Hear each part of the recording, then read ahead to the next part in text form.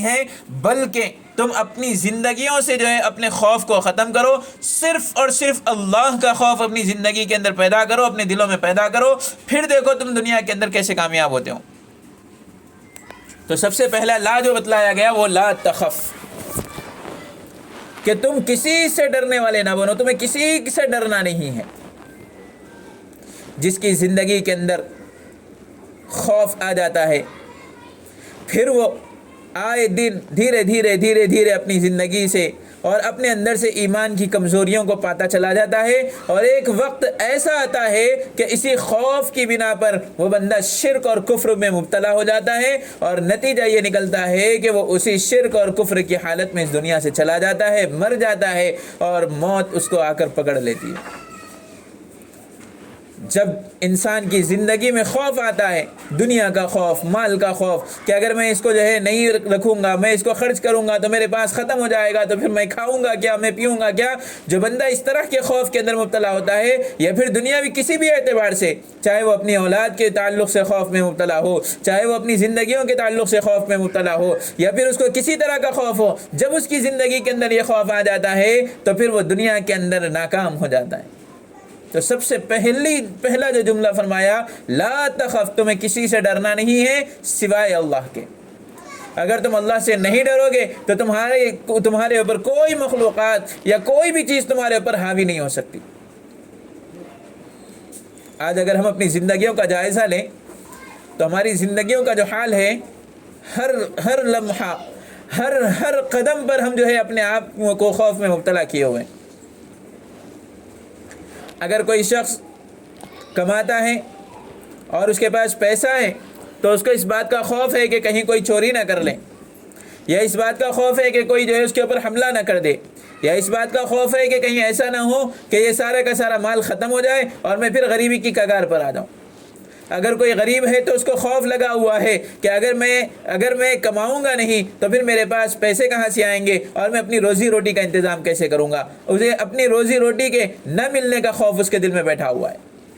اگر کسی کے پاس مال و دولت سب کچھ موجود ہے تو پھر وہ اپنی اولاد کے تعلق سے خوف میں مبتلا ہے کہ کہیں ایسا نہ ہو کہ میرے اتنے سارے مال اور دولت کا میں مالک ہوں، لیکن میری اولاد نافرمان نکل جائے اور یہ ساری کی ساری مال و دولت جو ہے اس کے ہاتھ میں آ جائے اور یہ کہیں اس کو برباد نہ کر دے۔ کسی نہ کسی طریقے سے انسان خوف کے اندر مبتلا ہے، اور پھر اور خوف اگر ہماری زندگیوں کے اندر نہیں ہے تو وہ صرف اور صرف اس بات کا خوف نہیں ہے کہ مرنے کے بعد ہمارا کیا حال ہوگا اور ہم اللہ کو کیا صورت دکھائیں گے۔ دنیا کی تمام چیزوں کا خوف تو ہماری زندگیوں کے اندر ہے، لیکن اگر خوف نہیں ہے تو وہ اللہ کا خوف نہیں ہے اور آخرت کا خوف ہمارے اندر نہیں ہے۔ یاد رکھو، جس کے اندر خدا کا خوف نہیں ہوتا ہے وہ دنیا کی ہر چیز سے خوف کھاتا ہے، اور جس کے اندر خدا کا خوف ہوتا ہے وہ دنیا کی تمام چیزوں سے لا خوف ہو جاتا ہے، بے خوف ہو جاتا ہے، اور وہ خالص اس بات کی نیت کر کے رہتا ہے کہ جو ہونے والا ہے وہ ہوگا، مجھے دنیا سے کوئی مطلب نہیں ہے، اللہ رب العالمین جو فیصلے کریں گے میں اس کے اوپر راضی ہوں، بس میرا رب مجھ سے راضی ہونے والا بن جائے۔ یہ خوف جو ہے اس بندے کے اندر ہونا چاہیے۔ تو پہلا جملہ جو بتلایا وہ ہے لا تخف۔ اس کے بعد جب ہم آگے دیکھتے ہیں تو قرآن کریم نے ایک اور جملہ فرمایا، لا تحزن، غم نہ کرو۔ اب یہ لا تحزن ہے کیا؟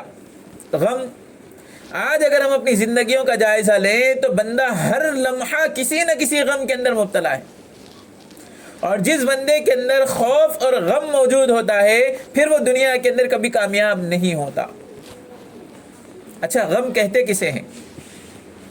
دیکھیے، اگر غم کے تعلق سے بتلایا جائے تو لا تحزن جو اللہ رب العالمین نے فرمایا کہ بے شک لا تحزن ان اللہ معنا، تم اپنے دل سے جو ہے غم کو ختم کرو، یقیناً اللہ رب العالمین تمہارے ساتھ ہے۔ یہ کب آیت کریمہ نازل ہوئی اور یہ کب جملہ فرمایا گیا؟ تو روایات کے اندر یہ بات آتی ہے کہ جب سیدنا ابو بکر صدیق رضی اللہ تعالیٰ عنہ پیارے حبیب حضرت محمد عربی صلی اللہ علیہ وسلم کو لے کر مکے سے نکلے اور آپ صلی اللہ علیہ وسلم کو لے کر غار ثور کے اندر جو ہے جب آپ نے قیام فرمایا تو وہاں پر جب بیٹھ گئے، سارے راستے بند کر دیے اندر آنے کے اور دشمنوں کے جھانکنے کے، پہاڑی کے اوپر چڑھ گئے اور غار کے اندر موجود ہیں، سارے راستے بند کر دیے۔ اس کے بعد حضرت ابو بکر صدیق رضی اللہ تعالیٰ عنہ کے دل میں ایک خوف سا تھا کہ کہیں ایسا نہ ہو کہ کفار آئیں اور رسول اللہ صلی اللہ علیہ وسلم کو نعوذ باللہ شہید کر دیں۔ یہ غم اور یہ خوف ان کے دل کے اندر تھا، یہ غم ان کو کھائے جا رہا تھا. جب ان کے چہرے کی اداسی کو جب اللہ کے رسول صلی اللہ علیہ وسلم نے دیکھا، حالانکہ حضرت ابوبکر کو موت کا کوئی خوف نہیں تھا، جب وہ ایمان لا چکے تو اب موت تو آنی ہے، اور اس کے اوپر وہ ڈٹے رہے، اور انہیں کبھی اپنی زندگی کے اندر خوف آیا نہیں تھا. لیکن یہاں پر انہوں نے جو غم کیا ہے وہ اس بات کا ان کو غم کھائے جا رہا تھا کہ کہیں ایسا نہ ہو کہ یہ کفار آئیں اور رسول اللہ صلی اللہ علیہ وسلم کو تکلیف میں مبتلا نہ کر دیں. اس بات کا غم تھا. تو ایسے موقع پر اللہ کے رسول صلی اللہ علیہ وسلم کے اوپر وحی نازل ہوئی، اور آپ صلی اللہ علیہ وسلم نے فرمایا کہ ابو بکر لا تحزن ان اللہ معنا. ابو بکر تم غم نہ کرو. اگر تم یہ سمجھتے ہو کہ غم کرنے سے تمہارے یہ مصیبت جو آنے والی ہے یا یہ جو مراحل ہیں وہ ٹل جائیں گے، ہرگز بھی نہیں، بلکہ تم غم نہ کرو، یقیناً اللہ ہمارے ساتھ موجود ہے. آج ہمارے معاشرے کا اگر ہم حال دیکھیں تو جو گزرے ہوئے اوقات ہوتے ہیں، بندہ بس اسی کے اندر مبتلا ہوتا ہے کہ ارے بھئی یہ وقت گزر گیا، اس کے اندر جو ہے میں نے یہ غلطیاں اٹھائیں، میرا یہ نقصان ہو گیا، کیسا ہوتا کہ کیا ہے کہ اب کیا کرنا ہے، آگے کیا ہوگا، اس کی کوئی فکر نہیں ہے. اس کے آگے اپنے فیوچر کو بنانے کے لیے وہ کوشش نہیں کرے گا، بلکہ اپنی پچھلی غلطیوں کے اوپر ہی غم کرتا رہے گا، اور نتیجہ یہ نکلے گا کہ اس کی آگے بڑھنے کی جو صلاحیتیں ہیں وہ ساری کی ساری رک جائیں گی اور ختم ہو جائیں گی. تو اسی لیے بتلایا گیا کہ جو غم آپ نے اٹھا لیا، جو تکلیفیں آپ نے اٹھا لی ہیں، بس اب اس کو چھوڑ دو، اس کو چھوڑ دو، ختم کر دو، اس کو بھلا دو اپنی زندگی سے، اور آئندہ تم کو کیا کرنا ہے اس کے اوپر توجہ دو. پچھلا غم تم ہرگز بھی نہ کرو. لا تحزن، تمہیں غم کرنے کی ضرورت نہیں ہے.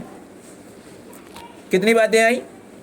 2 باتیں آئیں. پہلی بات تھی لا تخف، تمہیں خوف کرنے کی ضرورت نہیں ہے. اگر تم خوف کرو گے اللہ کے سوا، اللہ کے سوا اگر تم خوف کرو گے تو پھر دنیا تمہیں ڈراتے رہے گی. اگر تم نے دنیا سے ڈرنا چھوڑ کر خالص اللہ سے ڈرنا اگر تم نے شروع کر دیا تو یہ ساری کی ساری دنیا تم سے ڈرنا شروع کر دے گی. اور دوسری بات بتلائی گئی لا تحزن، تمہیں کسی کے ساتھ غم کرنے کی ضرورت نہیں ہے، کسی چیز پر غم کرنے کی ضرورت نہیں ہے. اولاد کا غم نہ ہو، مال و دولت کا غم نہ ہو، تکالیف کا غم نہ ہو، کسی چیز کا غم نہیں، بلکہ جو ہو گیا سو وہ ہو گیا. اب آئندہ ہم کو کیا کرنا ہے اس کے لیے کوشش ہم کو کرنی چاہیے. ہم کیا کر دیں، آئندہ کی چیزوں کو چھوڑ کر ہم پچھلی چیزوں کو یاد کرتے رہتے ہیں، اور اسی کے اوپر ہم اسی کو دہراتے رہتے ہیں، اور اسی پر ہم غم میں مبتلا رہتے ہیں، اور وہ چیزیں بار بار دہرائی جاتی ہیں اور دماغ میں وہی گھومتی رہتی ہیں، اور پھر بندہ اسی چکر میں پڑا ہوا رہتا ہے اور آگے بڑھنے کے سارے راستے اس کے بند ہو جاتے ہیں. لا تحزن ان اللہ معنا. دو باتیں آ گئی، ایک خدا کے سوا کسی سے خوف نہ کرنا، اور دوسرا کبھی غم نہ کرنا. جو ہو گیا سو ہو گیا، وہ اللہ کی مرضی ہے، ہو گیا، اب اس کے اوپر خوف کرنے کی ضرورت نہیں ہے، غم کرنے کی ضرورت نہیں ہے. تیسری جو بات بتلائی گئی، جو قرآن کریم کے اندر جو نچوڑ بتلایا گیا، انہوں نے جو بات بتلائی، تیسرا جو جملہ ہے وہ لا تغضب، غصہ مت ہو. کسی بھی چیز پر غصہ ہونے کی ضرورت نہیں.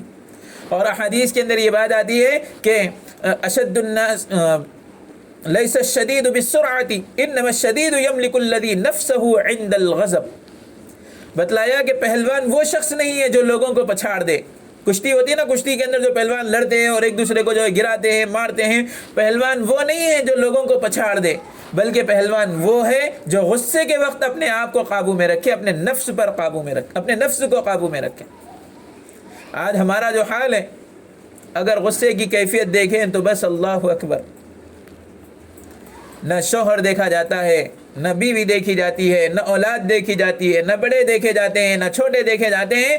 بس غصے کے اندر آ کر لوگ جو ہے سب سے زیادہ اس کو سناتے ہیں اور ایک دوسرے کو جو ہے سنانا شروع کر دیتے ہیں. اور یہاں تک بتلایا گیا کہ جب غصہ جب آتا ہے تو انسان کی عقل پر پردہ پڑ جاتا ہے، انسان کی عقل پر پردہ پڑ جاتا ہے. لیکن ہم نے کتابوں کو تلاش کیا تو کتابوں کے اندر ایک اور بات یہ بھی ملی ہے کہ حضرت مولانا اشرف علی تھانوی رحمۃ اللہ علیہ نے اپنی کتاب میں ایک بات لکھی ہے کہ انسان کو جب غصہ آتا ہے تو یہ لوگ کہتے ہیں نا کہ غصے کے اندر جو ہے عقل پر پردہ پڑ جاتا ہے، نہیں، بلکہ غصے کے حالت میں بھی بندہ عقل مند ہی رہتا ہے. لوگوں نے پوچھا کہ حضرت وہ کیسے؟ تو انہوں نے جواب دیا کہ دیکھو، انسان کو جب غصہ آتا ہے تو وہ کرتا کیا ہے؟ بتلایا اپنے آپے سے باہر ہو جاتا ہے اور کسی کے اوپر ہاتھ اٹھاتا ہے. اگر بچہ ہے تو بچے کے اوپر ہاتھ اٹھائے گا, اگر بیوی ہے تو بیوی کے اوپر ہاتھ اٹھائے گا, اگر کوئی دوسرا اس سے کمزور ہے تو اس کے اوپر ہاتھ اٹھائے گا. لیکن وہی سامنے اگر پہلوان ٹھہرا ہوا ہو تو وہاں آ کے وہ رک جاتا ہے, اس کے اوپر ہاتھ نہیں اٹھاتا.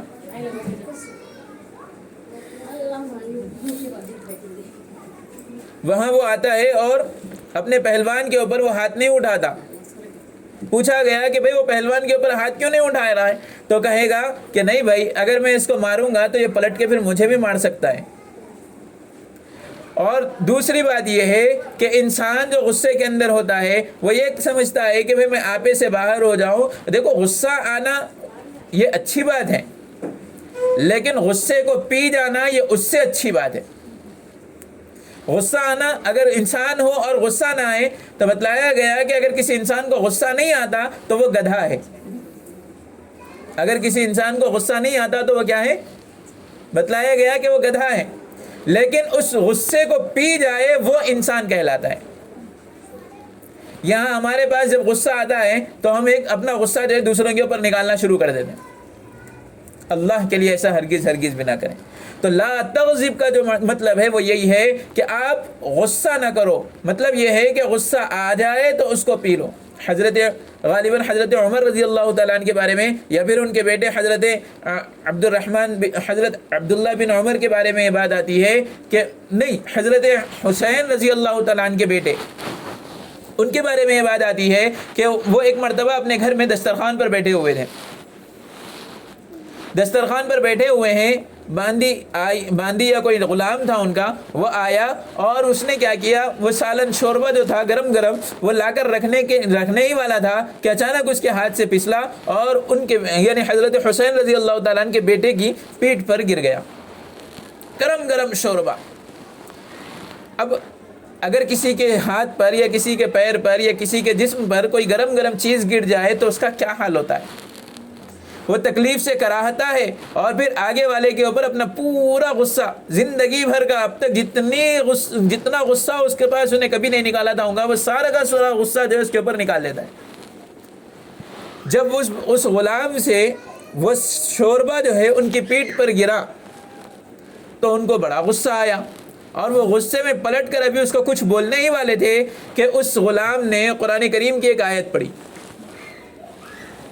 لا تغضب, کہ تم غصہ نہ کرو, والکاظمین الغیظ, کہ اللہ نیک لوگ جو ہوتے ہیں وہ غصے کو پی جاتے ہیں. کیا فرمایا اس نے؟ نیک لوگ جو ہوتے ہیں وہ غصے کو پی جاتے ہیں. اب اس کے بعد جب انہوں نے جو ہے خاموشی اختیار کر لیا اور اس کو غصہ نہیں کیا تو پھر اگلا جملہ اس نے پھر سے اسی آیت کا اگلا ٹکڑا اس نے پڑھ کر سنایا, والکاظمین الغیظ والعافین عن الناس. جو لوگ غصے کو پی جاتے ہیں تو پھر اس کے بعد بتلایا کہ وہ لوگوں کو معاف بھی کر دیتے ہیں, والعافین عن الناس, اور وہ لوگوں کو معاف بھی کر دیتے ہیں. اور جب انہوں نے کہا کہ جا میں نے غصے کو پی بھی لیا اور میں نے تجھے معاف بھی کر دیا, تو پھر اس نے جو ہے اس کے بعد کا ایک اور ٹکڑا آیت کا پڑھا جس کے اندر یہ بات لکھی ہوئی تھی کہ پھر وہ جب معاف کر دیتے ہیں تو پھر اپنے غلاموں کو وہ آزاد بھی کر دیا کرتے ہیں. جب اس نے وہ آیت پڑھی تو انہوں نے کہا کہ جا میں نے تجھے آزاد بھی کر دیا. اب آپ اندازہ لگائیے کہ کیسا وہ ایمان رہا ہوگا جس میں انہوں نے غصے کی بھی بات کی, ٹھیک ہے, غصہ آیا بھی, غصے کو ٹھنڈا بھی کروایا گیا اور پھر معافی بھی مانگ لی اس نے اور اس کے بعد اپنی آزادی کا پروانہ بھی لے لیا. آج ہمارے یہاں جب غصہ آتا ہے تو اللہ اکبر, بس اللہ ہی بچائے غصے سے. ہو لوگ سمجھتے ہیں کہ بس یہی غصہ, اور جب بہت کچھ بول دینے کے بعد جب ان سے کہا جاتا ہے کہ ارے بھائی آپ نے غصے میں اتنی یہ ساری باتیں کہی ہیں, تو وہ کہتے ہیں کہ غصے میں تھا, آپس میں میں اپنے آپے سے باہر ہو گیا تھا, اس واسطے میں بول دیا. اب آپ بتاؤ کہ غصہ کیا پہلے کے لوگوں کو نہیں آتا تھا؟ ایمان والے کو غصہ آنا اور پھر وہ اس غصے کو پی جانا یہ ایمان کے مضبوطی کی علامت ہے, یہ ایمان کے مضبوط ہونے کی علامت ہے. حضرت علی رضی اللہ تعالیٰ عنہ کے بارے میں آتا ہے کہ وہ جنگ میں تھے, غزوہ تبوک میں غالباً, وہ کسی کافر کے اوپر چڑھ کے بیٹھ گئے اس کا گلا سر قلم کرنے کے لیے, اس کا گلا کاٹنے کے لیے.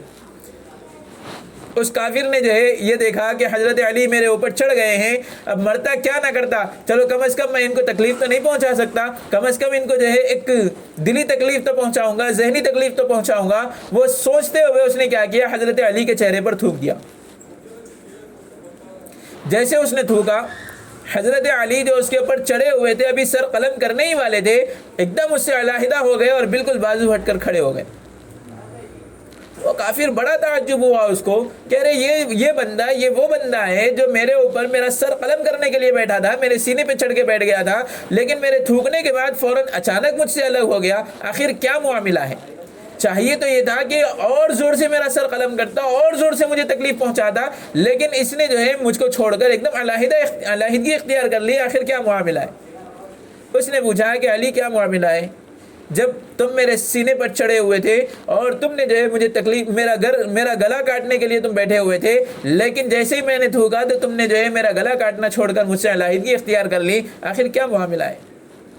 تو حضرت علی رضی اللہ تعالیٰ نے فرمایا کہ جس وقت میں تیرے سینے پر چڑھ کے بیٹھا تھا، یہ اسلام کی خاطر میں تیرے سینے کو، تیرے سر کو قلم کرنے کی کوشش کر رہا تھا، لیکن جیسے تو نے جو ہے میرے اوپر تھونک دیا تو اب میرا وہ جذبہ میرے غصے میں بدل گیا، کہیں ایسا نہ ہو کہ میں غصے کی حالت میں تیرا سر قلم کر دوں اور اللہ رب العالمین بروز قیامت مجھ سے میرا گریبان پکڑ کے مجھ سے سوال کر لے کہ تو نے ایمان کی خاطر جو ہے بندے کو قتل نہیں کیا تھا بلکہ اپنے غصے کی خاطر تو نے قتل کیا، تو اس وقت میں اللہ کو کیا جواب دوں گا؟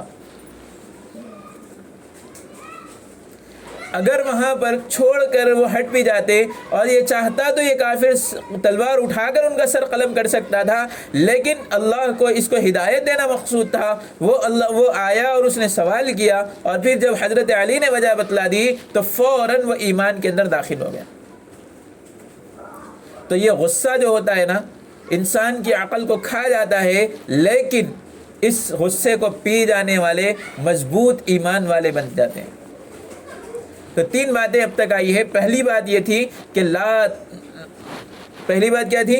لا تخف، ڈرنا نہیں ہے کسی سے۔ لا تحزن، غم نہ کرو۔ تیسری بات ہے لا تغضب، غصہ نہ کرو۔ اب چوتھی بات آئی ہے لا تقسط۔ لا تقسط کا معنی یہ ہے کہ تم ناراض نہ ہو۔ اللہ اکبر، کتنی بڑی بات ہے، اور اگر ہم اپنی زندگیوں کو ٹٹول لیں تو یہ تو ہم اس کے صرف اور صرف ٹینکی میں نہیں، بلکہ ندی کے اندر بھی نہیں، بلکہ ہم اس کے سمندر کی بالکل بیچ کی گہرائی کے اندر جو ہے ہم اس میں ڈوبے ہوئے۔ ناراضگیاں جو ہوتی ہیں، اللہ اکبر، اللہ حفاظت فرمائے، بتلایا کہ بندہ اگر دنیا والوں سے ناراضگیاں اختیار کرتا ہے، ناراضگی کس بات کی ناراضگی؟ کیسی ناراضگی؟ بھائی اس کے مقدر میں تھا، اس نے وہ کر دیا، ختم ہو گئی بات۔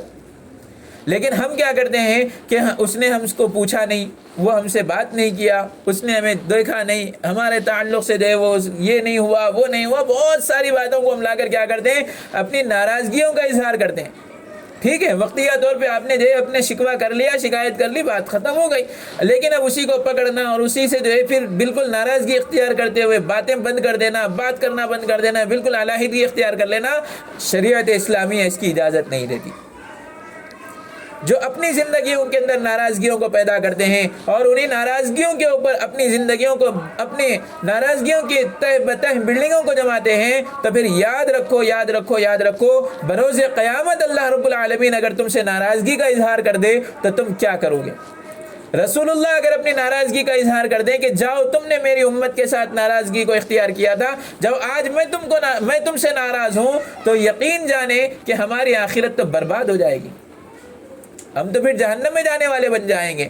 لہذا دنیا کے اندر رہتے ہوئے اللہ کی خاطر لوگوں کے ساتھ اپنی ناراضگیوں کو ختم کرنے والے بن۔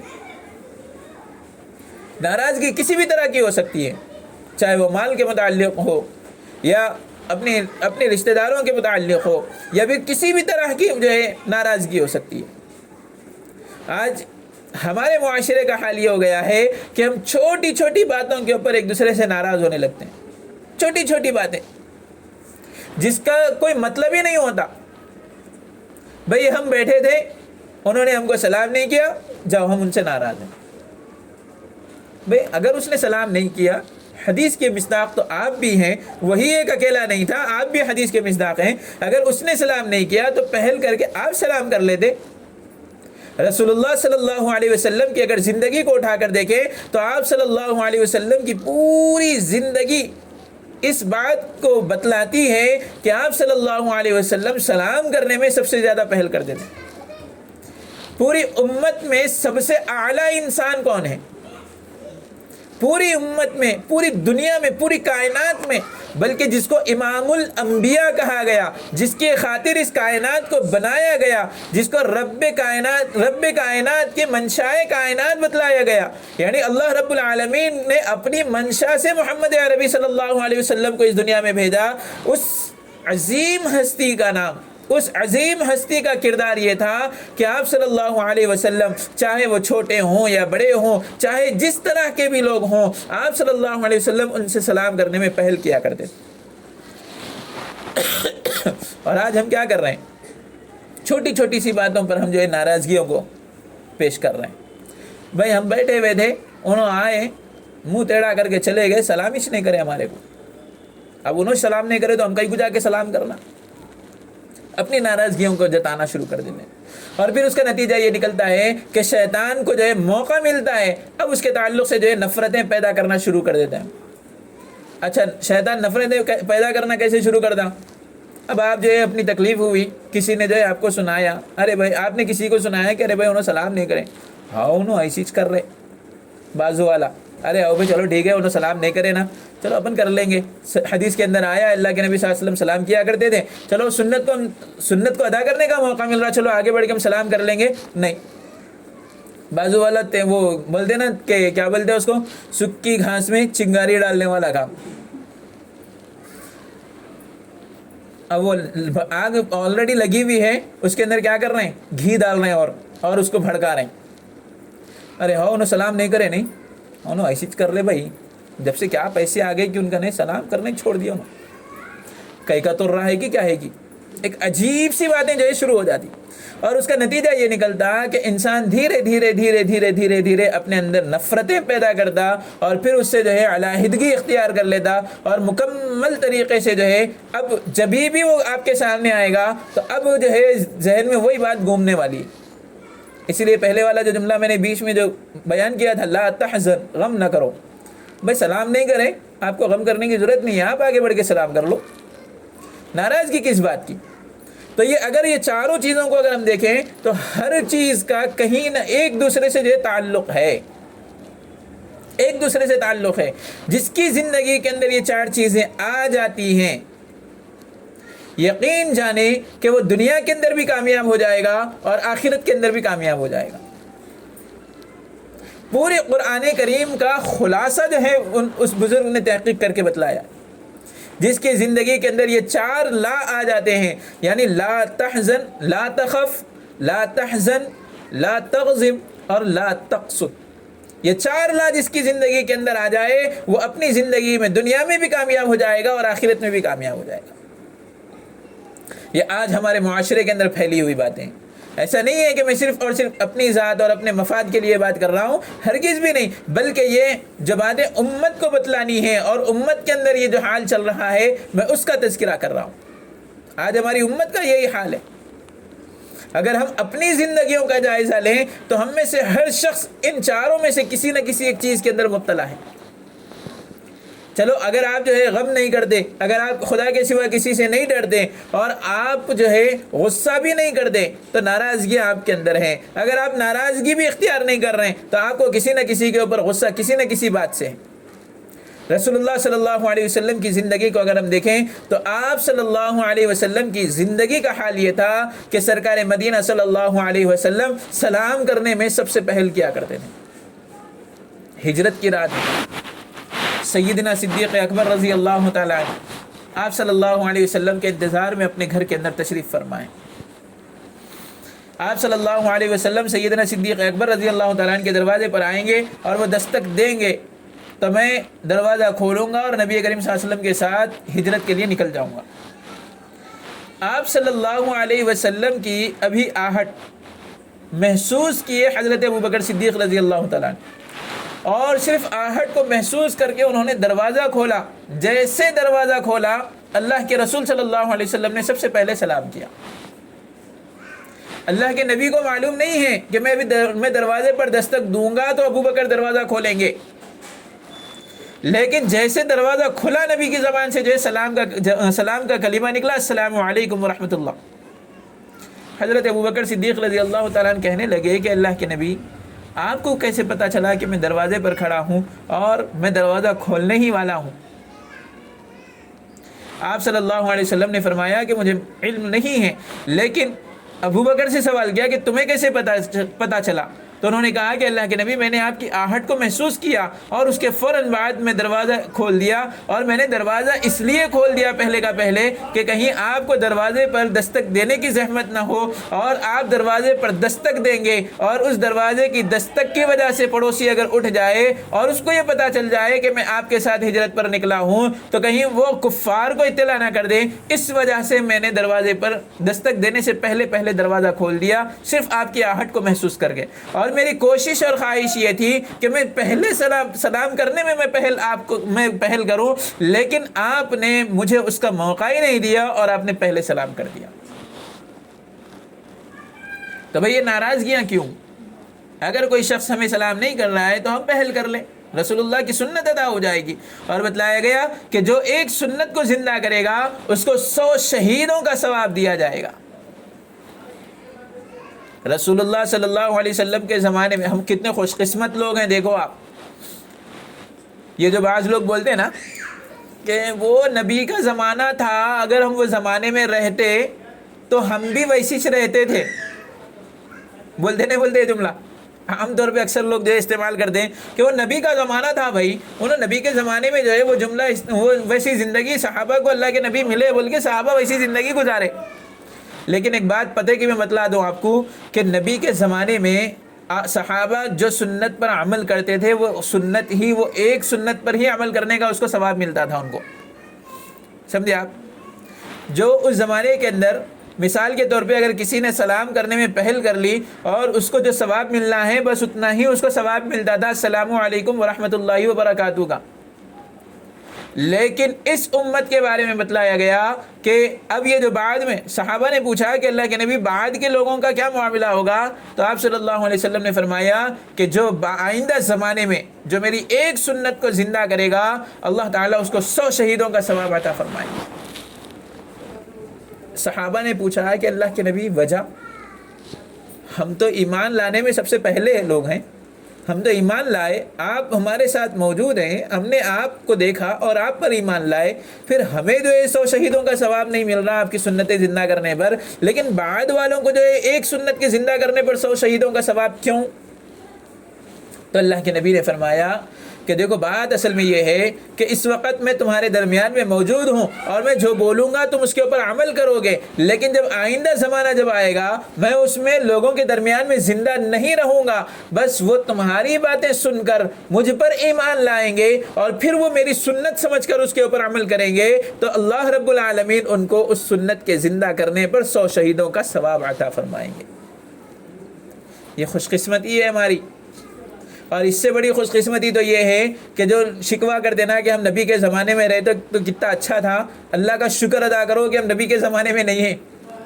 اگر ہم اپنے ایمان کا جائزہ لیں اور ہم اپنے ایمان کو ٹٹولیں تو اس کا عالم ایسا ہے کہ صحابہ کے ادنا بلکہ ایمان کے ادنا سے ادنا حصے کا بھی حصہ ہمارے پاس ایمان کا نہیں ہے. یعنی مثال کے طور پہ اگر صحابہ کے پاس 100% ایمان تھا تو اس کا 1%، پھر وہ 1% کا پھر 1%، پھر وہ 1% کا پھر 1% بھی ہمارے پاس ایمان موجود نہیں ہے. اور ہم یہ بولتے ہیں کہ بھئی ہم اس زمانے میں رہے تو کتنا اچھا ہوتا. اللہ کا شکر اس واسطے ادا کرنا ہے کہ اگر ہم اس زمانے کے اندر کفریہ جملے بھی اگر ہم بول دیں تو ہمیں موقع ہے دوبارہ اس کی اصلاح کر کے پھر ہم ایمان کے اندر داخل ہو جائیں، کلمہ پڑھ لیں اور ایمان میں داخل ہو جائیں. لیکن صحابہ کے زمانے میں، نبی کے زمانے میں اگر کوئی بندہ جملہ بول دیتا، کفریہ جملہ اگر کوئی بول دیتا، یا اللہ کا انکار کر دیتا، یا نبی کا انکار کر دیتا، یا کسی اور بات کا اگر وہ انکار کر دیتا، تو پھر اس کو کسی طرح کی گنجائش نہیں تھی کہ وہ ایمان میں پلٹ کر آ جائے۔ یہ ہماری خوش قسمتی ہے، ہم اللہ کے بڑے محبوب بندے ہیں، اللہ نے ہمارے اوپر اتنا رحم کیا۔ تو اسی لیے قرآن کریم کو جو ہے پڑھتے رہیں اور قرآن کریم کی تلاوت کریں، اور اپنی زندگیوں کے اندر ان 4 چیزوں کو لے کر آئیں کہ ہم اپنی زندگی سے ان 4 چیزوں کو نکال دیں گے۔ یعنی یہ کہ خدا کے خوف کے علاوہ زمانے بھر کا خوف ہم اپنی زندگی سے نکال دیں گے، اور پچھلی باتوں پر جو چیزیں ہو گئی وہ ہو گئیں، اب ہم اسی کو پکڑ کر جو ہے اپنی زندگی میں گھما رہے ہیں۔ ہم ایسا نہیں کریں گے، ہم اس کے اوپر غم نہیں کریں گے، بلکہ آئندہ ہم کو کیا کرنا ہے ہم اس کے لیے اسٹیپ اٹھائیں گے، اور آئندہ ہم کو کیا کرنا ہے اللہ کی ذات پر بھروسہ کرتے ہوئے ہم آگے بڑھنے کی کوشش کریں گے۔ اور تیسری چیز، ہم کسی کے اوپر غصہ نہیں کریں گے۔ غصے سے ہوتا کیا ہے؟ غصے کی باتیں بتلائی گئی کہ غصہ انسان کو بہت سارے نقصانات کے اندر مبتلا کر دیتا ہے، تو لہذا غصے سے بچنے والے بنیں۔ اور چوتھی چیز، ہم کسی سے ناراض نہ ہوں۔ اگر کہیں ایسا نہ ہو کہ جیسے حدیث کے اندر آتا ہے، اللہ کے رسول صلی اللہ علیہ وسلم نے فرمایا، من لم یرحم الناس لا یرحمہ اللہ، جو لوگوں پر رحم نہیں کرتا اللہ تعالیٰ بھی اس کے اوپر رحم نہیں کرتا۔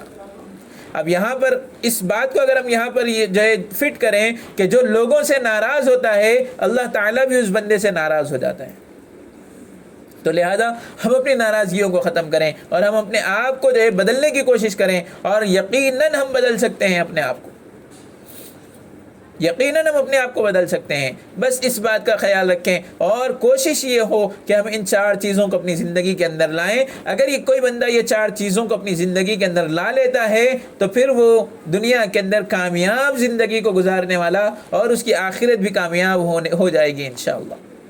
دعا کریں کہ اللہ تعالی ہم سب کو کہنے اور سننے سے زیادہ عمل کرنے کی توفیق عطا فرمائے، آمین۔ وآخر دعوانا الحمدللہ رب العالمین۔